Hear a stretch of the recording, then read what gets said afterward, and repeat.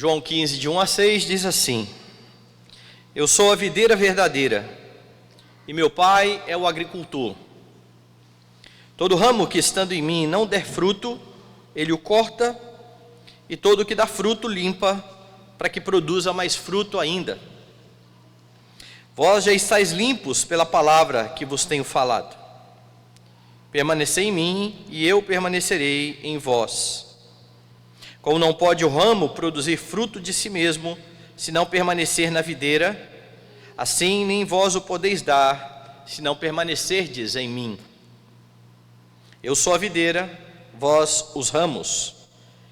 Quem permanece em mim e eu nele, esse dá muito fruto, porque sem mim nada podeis fazer. Se alguém não permanecer em mim, será lançado fora, à semelhança do ramo, e secará. E o apanham, lançam no fogo e o queimam. Vamos orar. Pai bendito e Deus amado, exaltado seja o teu nome. Nós adoramos o Senhor na beleza da sua santidade, porque um dia, como cantamos há pouco, fomos achados sujos, mas o Senhor Jesus Cristo nos retirou do lamaçal do pecado, nos purificou, nos trouxe para o reino bendito do Senhor, onde temos vida e vida eterna. Agradecemos o privilégio de estarmos juntos nessa noite do dia do Senhor, a fim de adorar o Senhor e ouvir da tua voz. Que o Senhor nos edifique, que o Senhor fale conosco, que o Senhor nos anime e nos exorte para a tua glória e louvor por meio da palavra, em nome de Jesus. Amém. Será que é possível que crentes percam a salvação? Esse é um assunto que entra ano, sai ano, acaba sendo debatido em muitos círculos evangélicos.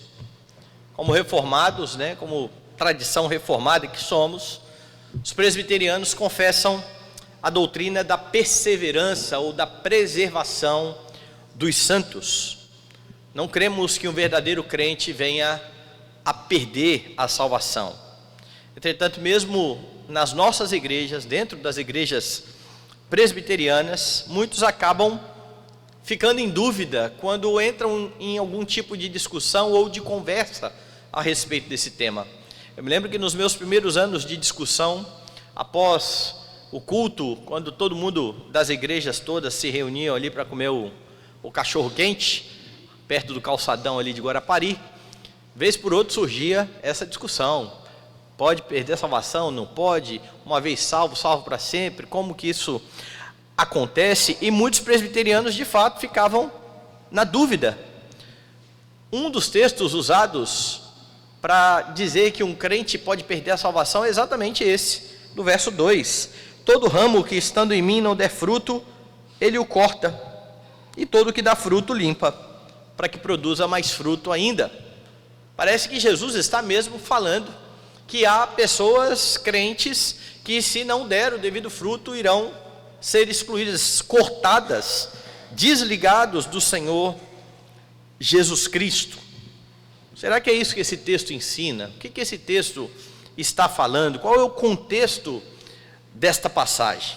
Lembre que o contexto ainda é a noite em que Jesus será entregue a fim de morrer pelos pecados do seu povo. Muita coisa já aconteceu nessa noite, incluindo a instituição da ceia do Senhor. João não mostra exatamente este momento, os outros evangelistas fazem isso.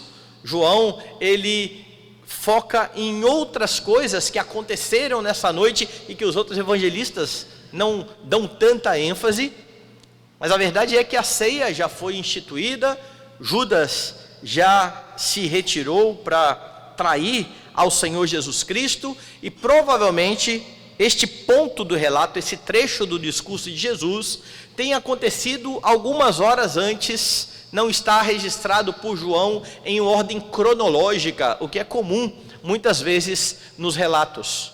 Possivelmente por conta da menção que Jesus faz aqui à videira verdadeira, esse relato ou esse discurso tenha acontecido exatamente no momento em que ele estava instituindo a ceia, onde os seus discípulos iriam provar do fruto da videira. Nesse momento, então, Jesus está falando e profere este discurso. De novo, lembre-se que Judas deixou o local depois que Jesus revelou que um dos seus discípulos iria traí-lo, e em breve ele estaria de volta, com guardas que iriam prender a Jesus e levá-lo à cruz do Calvário. Aqui, nestes 6 primeiros versículos do capítulo 15 de João, você aprende algumas verdades sobre o verdadeiro crente. Jesus está falando aqui sobre aqueles que verdadeiramente são crentes. Esse é o assunto. E a primeira lição aqui é que o verdadeiro crente é conhecido pelos seus frutos. Jesus começa o seu discurso nesse ponto aqui usando uma ilustração muito conhecida dos judeus. Veja o verso 1. Eu sou a videira verdadeira e o meu pai é o agricultor. Você prestou bem atenção nos textos da liturgia, você viu que lá no Antigo Testamento Israel era comparado e foi comparado muitas vezes a uma videira. Mas o texto de Isaías é bastante relevante para a passagem que estamos estudando, e eu peço que você de novo abra a sua Bíblia em Isaías capítulo 5. Veja o que está acontecendo aqui. Eu vou ler novamente esse texto. Agora cantarei ao meu amado o cântico do meu amado a respeito da sua vinha. O meu amado teve uma vinha num outeiro fertilíssimo. Sachou-a, limpou-a de pedras, a plantou de vides escolhidas, edificou no meio dela uma torre e também abriu um lagar. Ele esperava que desse uvas boas, mas deu uvas bravas. Agora, pois, ó moradores de Jerusalém e homens de Judá, julgai-vos, peço, entre mim e a minha vinha. Que mais se podia fazer ainda a minha vinha, que eu não lhe tenha feito? E como, esperando eu que desse uvas boas, veio a produzir uvas bravas? Agora, pois, vos farei saber o que pretendo fazer a minha vinha. Tirarei a sua sebe para que a vinha sirva de pasto, derribarei o seu muro para que seja pisada, torná-la-ei em deserto. Não será podada nem sachada, mas crescerão nela espinheiros e abrolhos. As nuvens darei ordem que não derramem chuva sobre ela, porque a vinha do Senhor dos Exércitos é a casa de Israel. E os homens de Judá são a planta dileta do Senhor. Este desejou que exercessem juízo, e eis aí quebrantamento ou quebra da lei, justiça, e eis aí clamor. O oráculo de Isaías, a profecia de Isaías, é uma profecia de condenação contra Israel, que estava dando uvas bravas, enquanto o Senhor o plantou a fim de que desse uvas boas. Sabe o que é mais interessante? É que o capítulo 5 de Isaías, onde está registrada esta parábola acerca desta vinha que deu uvas bravas, é o capítulo imediatamente anterior ao capítulo em que acontece o chamado do profeta para juízo de Israel. O capítulo 6 é que Isaías vai entrar no templo do Senhor no ano do rei Uzias e vai ver o Senhor assentado no alto e sublime trono. É nesse momento, então, que ele é comissionado a fim de pregar a sua mensagem a esse povo rebelde. E a mensagem de Isaías teria por fim endurecer o coração de Israel, a fim de que Israel não se convertesse e não fosse salvo. Esse foi o chamado do profeta. Mas eu quero que você atente para a questão de quem ele está vendo aqui no templo. Ele diz: eu vi o Senhor no alto e sublime trono. Vá lá no Evangelho de João. E alguns capítulos antes do capítulo que nós estamos lendo, João faz menção a este episódio, a este momento. Capítulo 12. Veja o que está acontecendo aqui. Nesse caso aqui, a SBB ajudou um pouquinho quando colocou aí o título na sua Bíblia. A partir do verso 37, você lê assim: a explicação da incredulidade dos judeus. Então ele vai explicar o texto. Versículo 39, por isso não podiam crer, porque Isaías disse ainda: cegou-lhes os olhos, endureceu-lhes o coração, para que não vejam com os olhos, nem entendam com o coração, e se convertam e sejam por mim curados. João está citando exatamente a profecia de Isaías capítulo 6, mas no verso 41 ele explica algo aos seus leitores. Veja lá: isto disse Isaías, porque viu a glória dele e falou ao seu respeito. João está dizendo: quem Isaías viu no templo foi o Senhor Jesus Cristo, no alto e sublime trono, e falou a respeito da glória do Senhor Jesus Cristo. Por que isso é importante aqui? Volte lá no capítulo 15, porque Jesus está no contexto da sua morte, e momentos antes da sua morte, ele estabelece a ceia do Senhor. Como nós sabemos, na ceia do Senhor, ele diz aos discípulos que eles deveriam tomar do fruto da videira, até aquele dia em que eles beberiam novo com ele, no reino de Deus. Lembre-se que Jesus já usou essa figura da videira que aparece lá em Isaías, para explicar sobre o reino de Deus que estava sendo tirado dos judeus. Eu peço agora que você abra sua Bíblia em Mateus capítulo 21. E aqui então você tem assim, no versículo 33: atentai noutra parábola. Havia um homem dono de casa que plantou uma vinha, cercou de uma sebe, construiu nela um lagar, edificou-lhe uma torre, arrendou-a a uns lavradores. Depois se ausentou do país. Ao tempo da colheita, enviou os seus servos aos lavradores para que recebesse os frutos que lhe tocavam. E os lavradores, agarrando os servos, espancaram a um, mataram o outro, a outro apedrejaram. Enviou ainda outros servos em maior número e trataram-nos da mesma sorte. E por último enviou-lhes o seu próprio filho, dizendo: a meu filho respeitarão. Mas os lavradores, vendo o filho, disseram entre si: este é o herdeiro.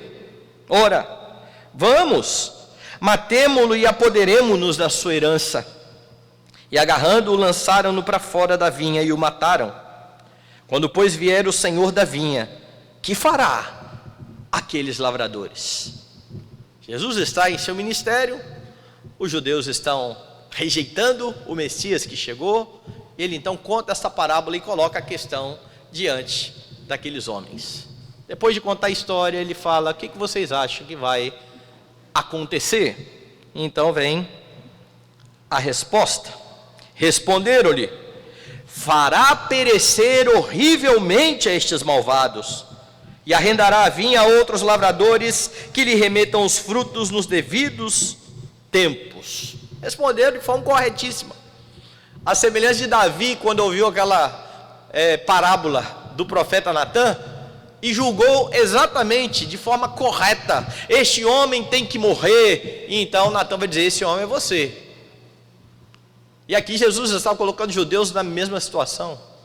Ele conta uma história e eles estão dizendo: é lógico que estes homens precisam ser punidos. Estes homens estão sendo ingratos, estes homens estão sendo injustos, eles precisam ser punidos. E então Jesus evoca aqui um texto do Antigo Testamento, verso 42. Nunca lestes nas Escrituras? A pedra que os construtores rejeitaram, esta veio a ser a principal pedra angular. Isso procede do Senhor e é maravilhoso aos nossos olhos. Portanto, vos digo que o reino de Deus vos será tirado e será entregue a um povo que lhe produza os respectivos frutos. Todo o que cair sobre esta pedra ficará em pedaços, aquele sobre quem ela cair ficará reduzido a pó. Os principais sacerdotes e os fariseus, ouvindo estas parábolas, entenderam que era a respeito deles que Jesus falava, e conquanto buscassem prendê-lo, temeram as multidões, porque estas o consideravam como profeta. Veja, Jesus está no capítulo 15 falando sobre a videira.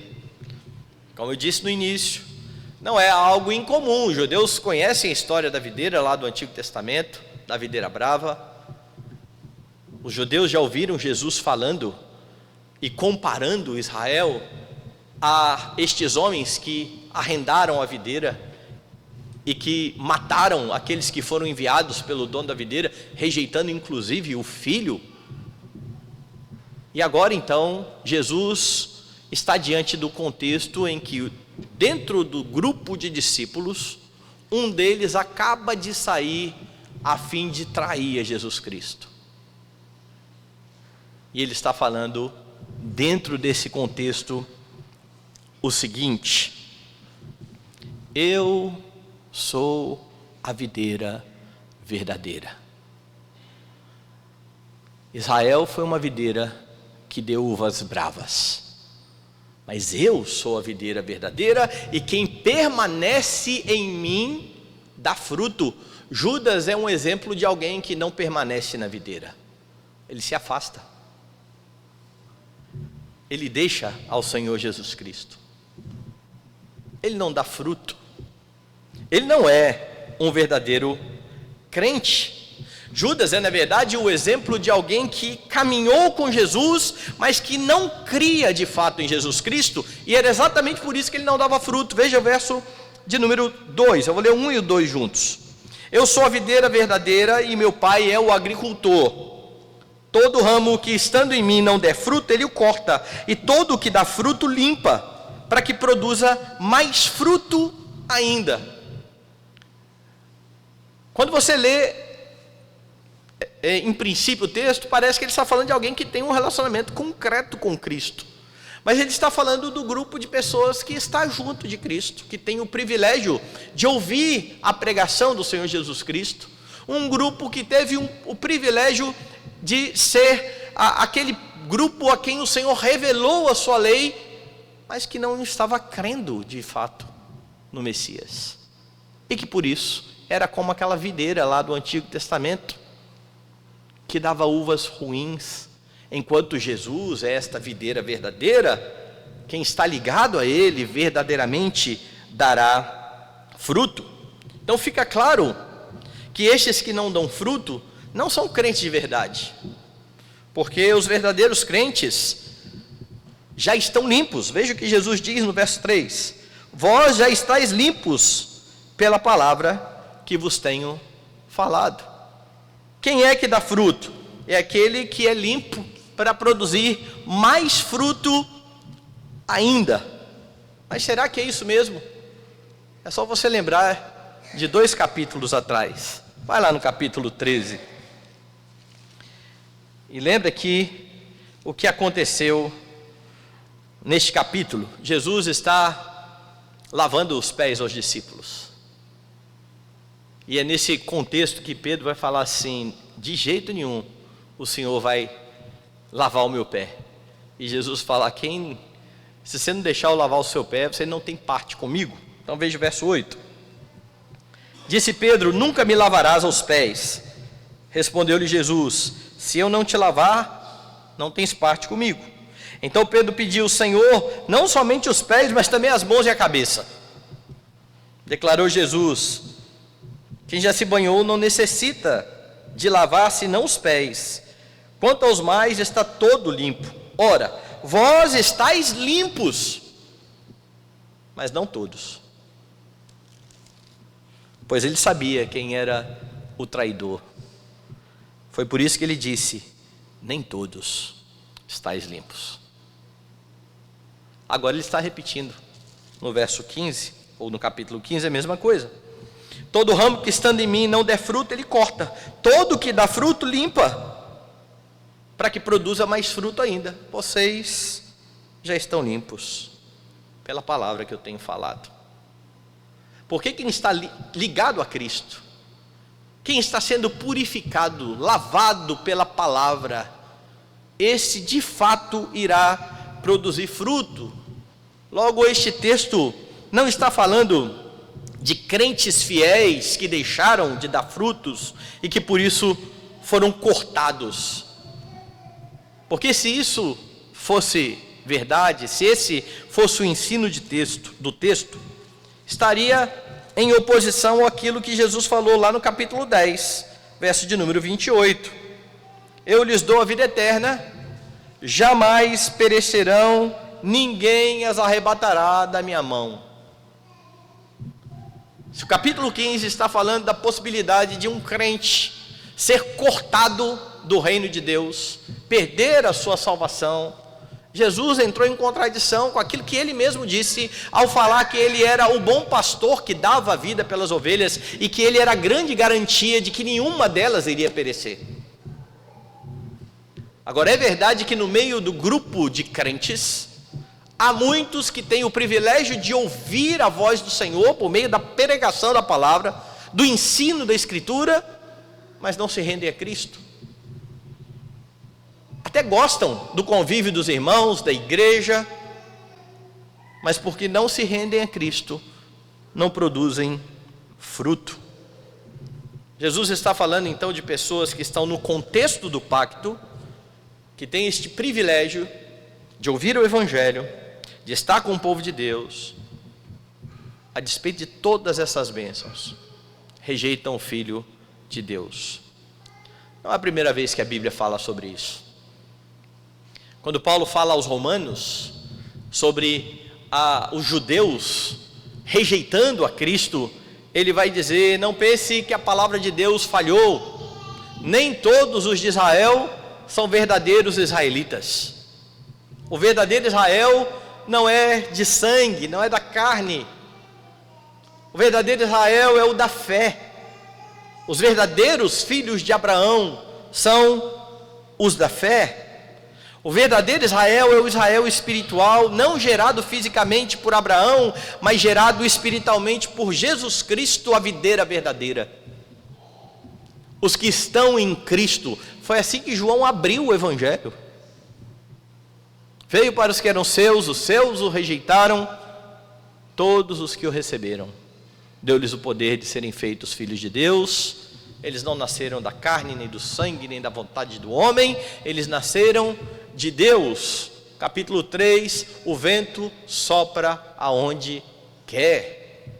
Capítulo 3, Deus não amou apenas Israel, Deus amou o mundo de tal maneira que deu seu Filho unigênito, para que todo aquele que nele crê não pereça, mas tenha vida eterna.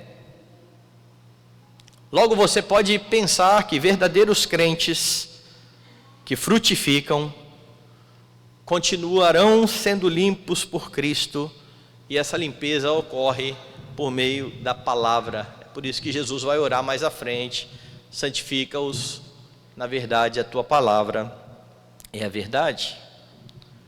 Membros da igreja visível, que têm o privilégio de ouvir o Evangelho, está com o povo de Deus, mas não dão fruto, serão cortados. Isso quer dizer que há muitas pessoas que são crentes nominais.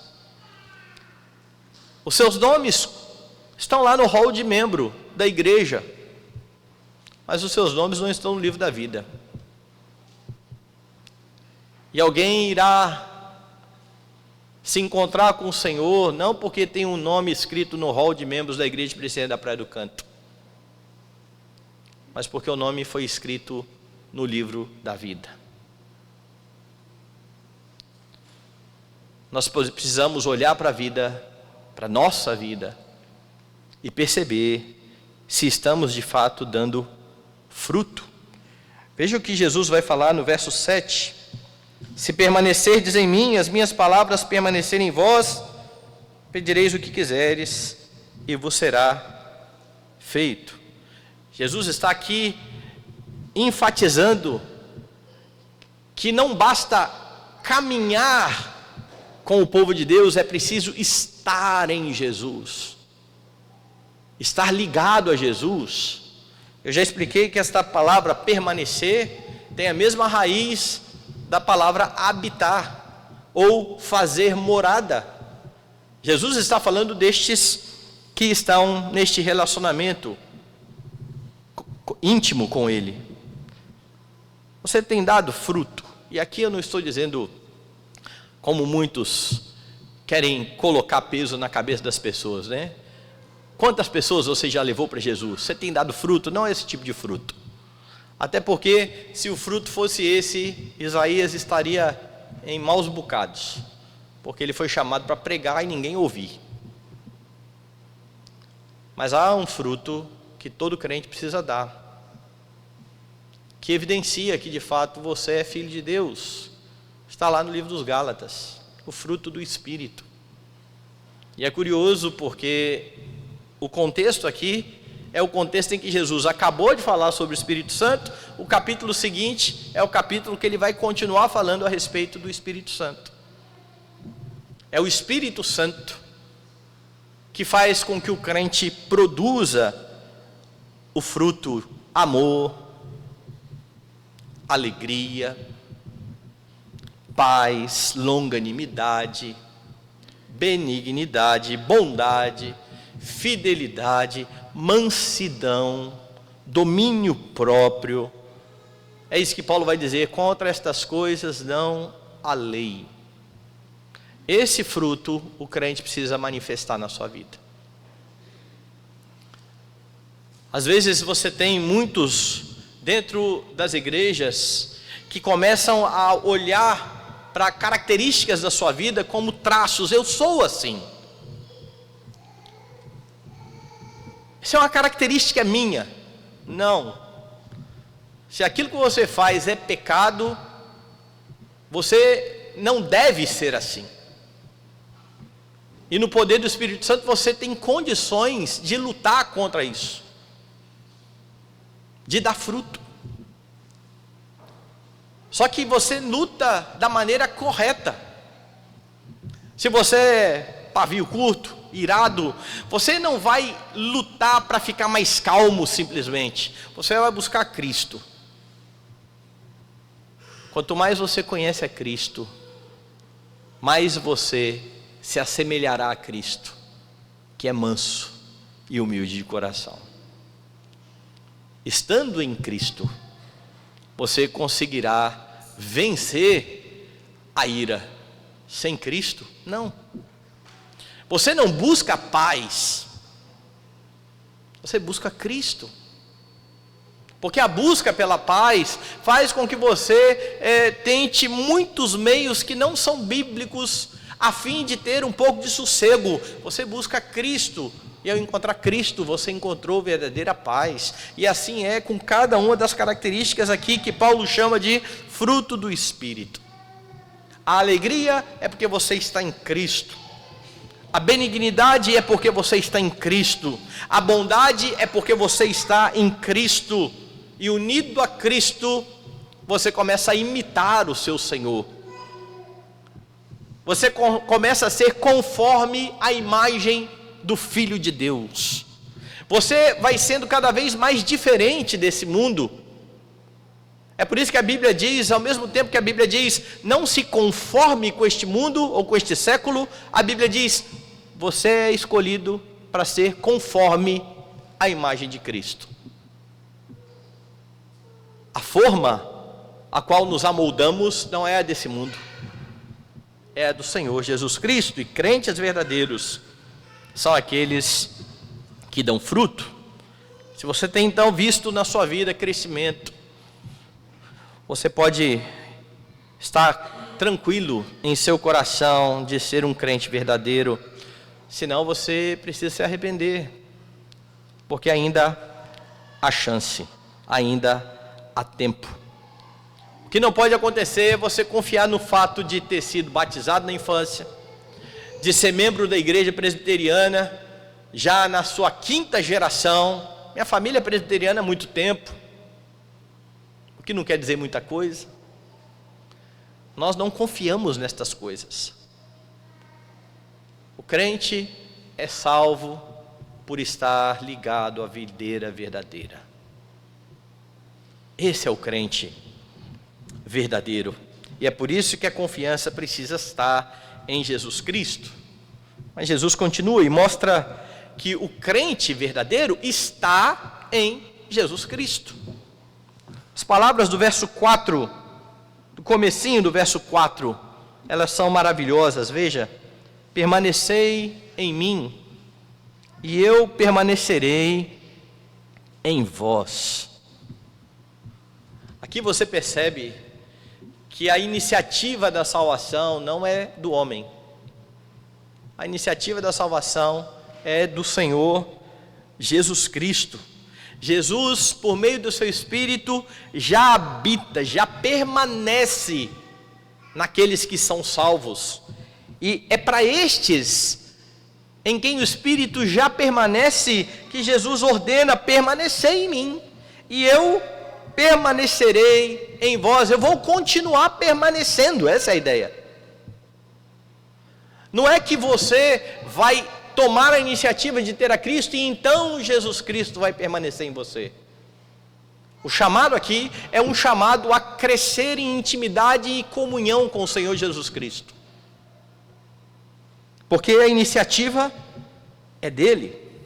A ordem para o crente permanecer em Cristo não é a condição para ele ser salvo, mas uma consequência dele ter sido salvo. Só vai permanecer em Cristo quem foi retirado deste mundo mau e foi trazido para o reino da justiça. Então, quanto mais unido, quanto mais ligado a Cristo, mais ele cresce em comunhão na presença de Cristo. E o resultado do crescimento em comunhão com Cristo Jesus vai ser visto no verso 4b e no verso 5. Como não pode o ramo produzir fruto de si mesmo, se não permanecer na videira, assim nem vós o podeis dar, se não permanecerdes em mim. Eu sou a videira, vós os ramos. Quem permanece em mim e eu nele, esse dá muito fruto, porque sem mim nada podeis fazer. O que Jesus está mostrando é que tudo aquilo que o crente faz, todo o crescimento cristão em piedade, não é por causa do crente, é por causa de Cristo. Não é mérito do crente, é mérito do Senhor Jesus Cristo, porque não há forma de frutificar espiritualmente a não ser permanecendo em Jesus Cristo. E é por essa razão, então, que quando Paulo escreve aos Filipenses, ele exorta aqueles irmãos: desenvolvei a salvação. Veja se não é semelhante ao que Jesus está dizendo aqui. Jesus está aqui falando para os seus discípulos: permaneçam em mim. Lá Paulo está dizendo: desenvolvam a salvação. Aqui Jesus está dizendo: permaneçam em mim, porque quem não permanece em mim não dá fruto. Sem mim você não pode fazer nada. Lá Paulo vai dizer: desenvolver a salvação com temor e tremor, porque Deus é quem opera em vós o querer e o efetuar segundo a sua boa vontade. O ensino de Paulo está lado a lado do ensino de Cristo Jesus. Se você está unido a Cristo, você pode e deve crescer em santidade. É isso que Jesus quer dizer por sem mim nada podeis fazer. Mas se você está em Cristo, você pode, você deve, você precisa se empenhar a fim de crescer na graça e no conhecimento do Senhor, porque a obra de Cristo torna possível o frutificar cristão. Quando crentes, então, se assentam, como fizemos esta manhã, em torno da mesa do Senhor, para beber do fruto da videira, eles têm a grata oportunidade de lembrar que a obra sacrificial de Cristo, esse que é a videira verdadeira, que derramou o seu sangue, esta obra torna possível a piedade cristã, o frutificar, o crescer em santidade. Você precisa permanecer em Cristo, a fim de dar fruto. E a garantia de Jesus é que quem permanece nele dá muito fruto. Ele vai falar mais disso um pouquinho mais à frente, quando ele diz: não fostes vós que escolhestes a mim, eu vos escolhi a vós outros e vos designei para que vades e deis fruto, e o vosso fruto permaneça.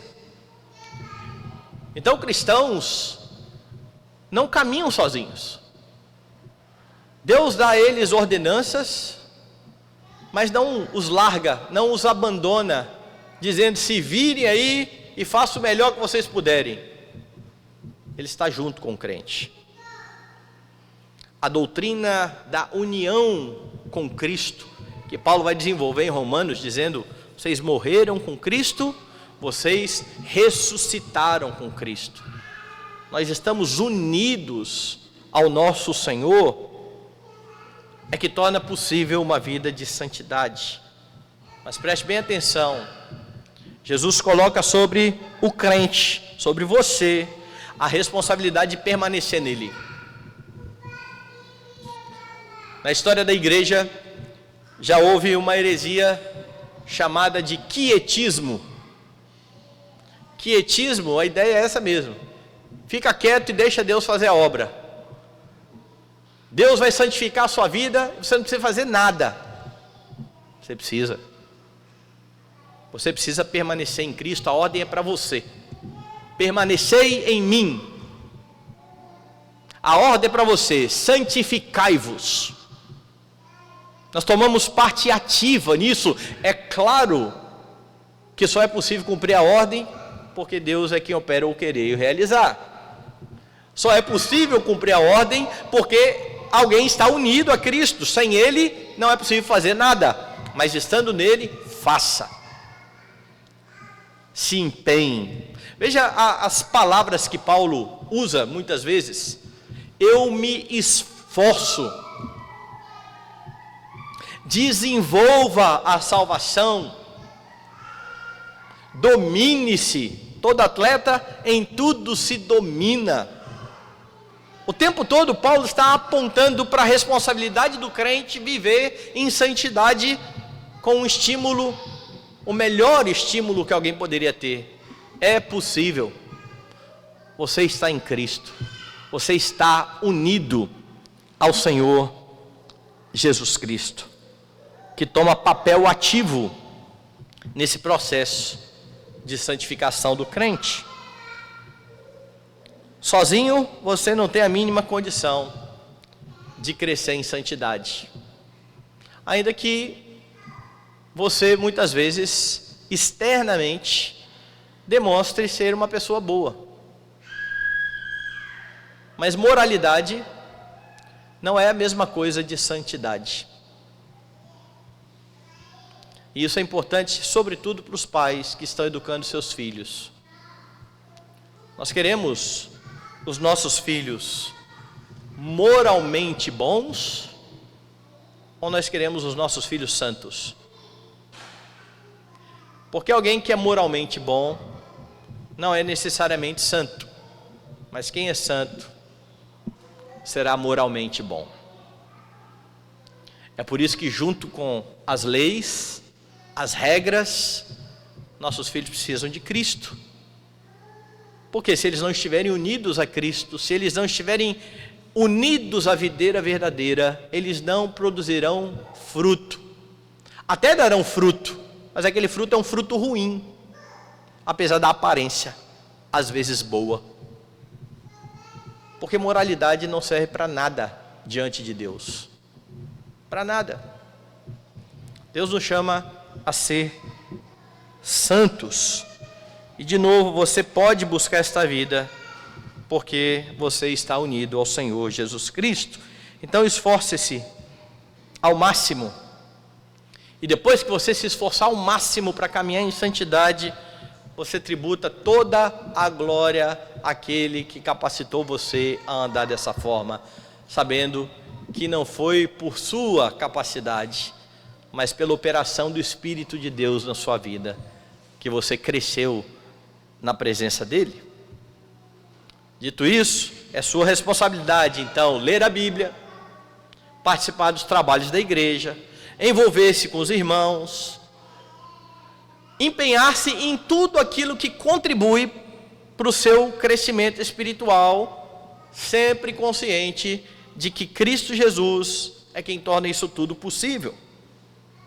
Lembre que aquele que produz fruto é limpo para produzir ainda mais fruto, e essa limpeza se dá sempre pela palavra do Senhor. É por meio da Escritura, da palavra de Deus pregada, que Jesus limpa, purifica a sua igreja. É por isso que você precisa se empenhar em conhecer cada dia mais a palavra, a santa e bendita palavra de Deus, porque veja, o Espírito Santo é aquele que aplica a palavra ao coração. Como é que o Espírito Santo aplicará a palavra a um coração que não lê a palavra? Hoje pela manhã, eu estava falando da providência, né? E que na maioria das vezes, Deus opera por meio de alguma coisa. E é assim que Deus santifica, por meio da palavra. Você lê a palavra. Você acorda e não está com vontade de ler a Bíblia e fala, eu vou ler a Bíblia. E você ora e o Espírito vai aplicar no seu coração a palavra de Deus. Mas se você não lê a Bíblia, se você não conhece a Escritura, o que vai ser aplicado ao seu coração? Ah, pastor, Deus vai fazer um milagre aí. Eu sei que Deus faz milagre, mas não foi esse o método que Ele estabeleceu para santificar a sua igreja. É por isso que você tem textos que vão dizer que você precisa meditar na lei do Senhor, de dia e de noite. E aí então o mestre por excelência, o Espírito do Senhor, torna claro aquilo para você, revela, ilumina o seu entendimento. O verdadeiro crente está em Cristo e por causa disso, ele frutifica. Por último, o verso 6 traz uma última verdade aqui sobre o verdadeiro crente. O verdadeiro crente é livrado do juízo. No verso 6, Jesus fala sobre o destino daqueles que não permanecem nele. Veja lá no verso 6. Se alguém não permanecer em mim, será lançado fora, à semelhança do ramo, e secará. E o apanham, lançam no fogo e o queimam.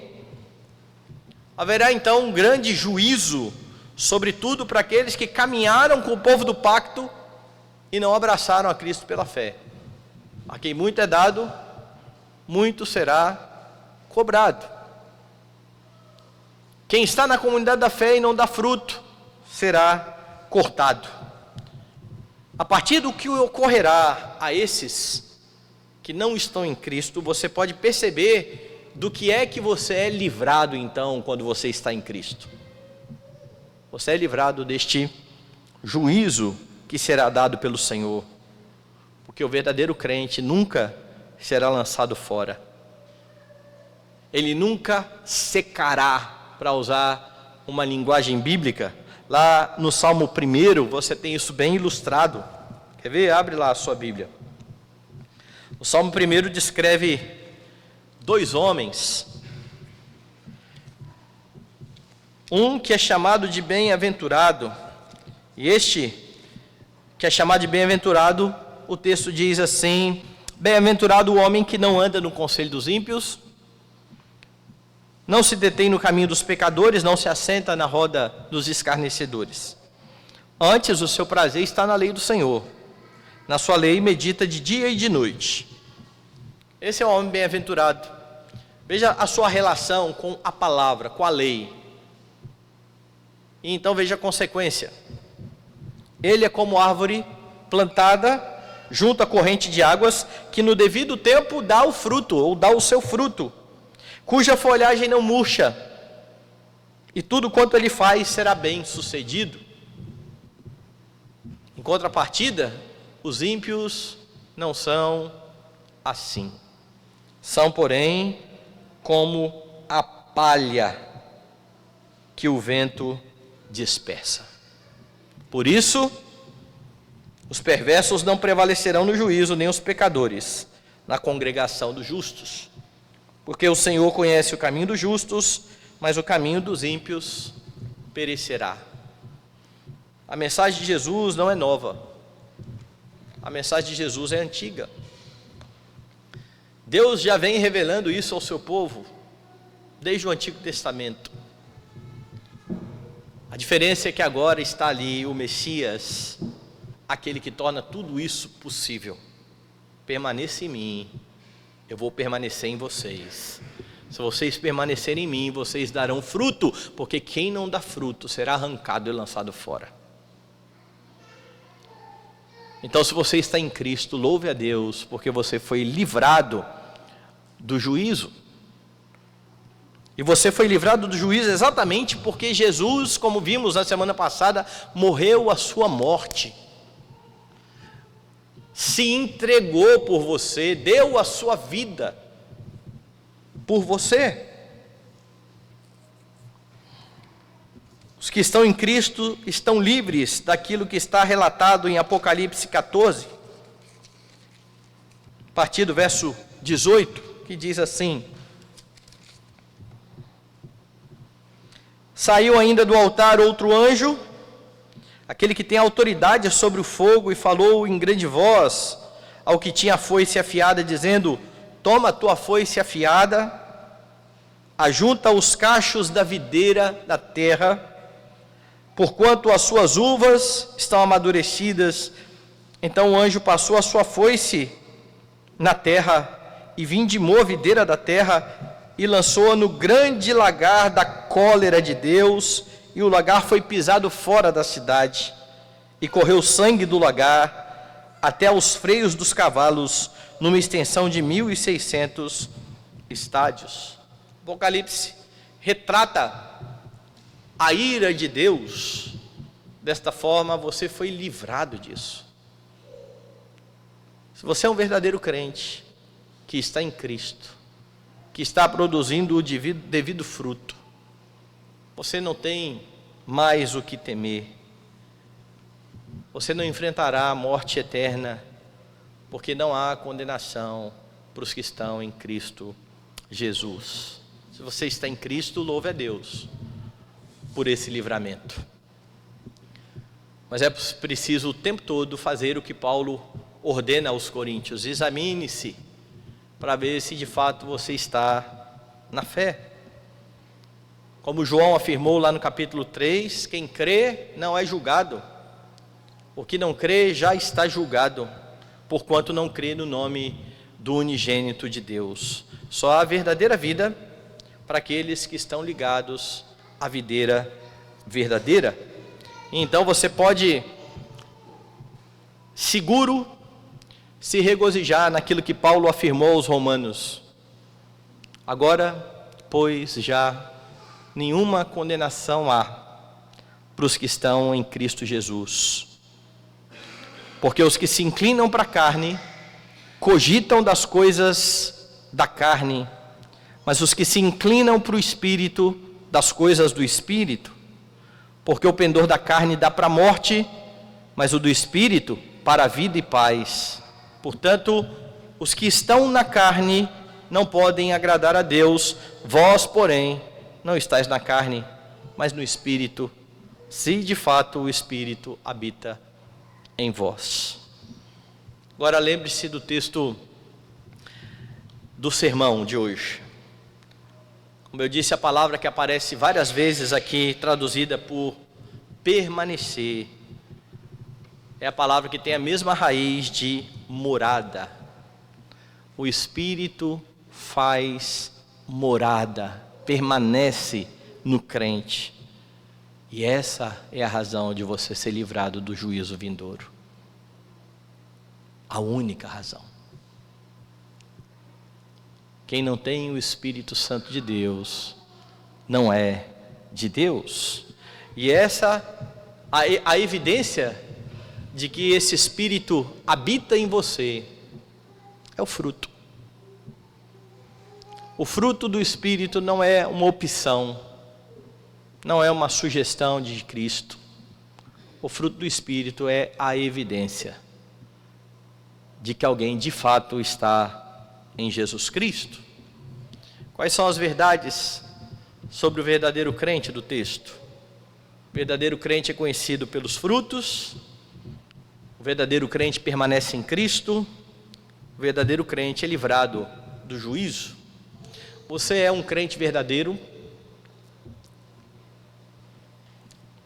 Você consegue perceber a transformação do Evangelho na sua vida? Você consegue olhar para o passado e ver o quanto o Senhor tem transformado dia após dia com a sua graça a sua vida? Quando você olha para o fruto do Espírito, amor, longanimidade, benignidade, bondade, fidelidade, mansidão, domínio próprio, você consegue perceber tudo isso em sua vida?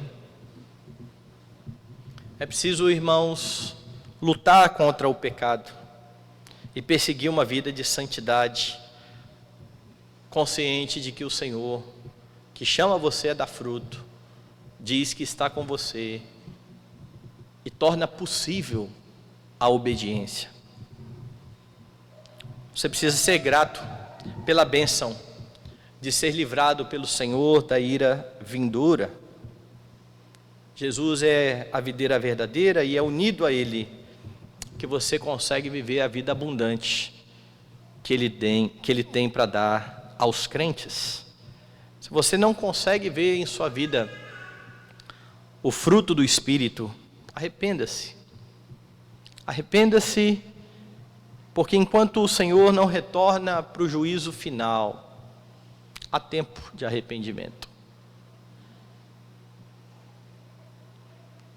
Aqueles que são a habitação do Senhor são chamados para ter uma vida santa, são purificados todos os dias por meio da palavra de Deus. Então ouça a voz de Cristo, dobre-se a Ele e viva cada um dos seus dias para o louvor da glória daquele que se deu por você.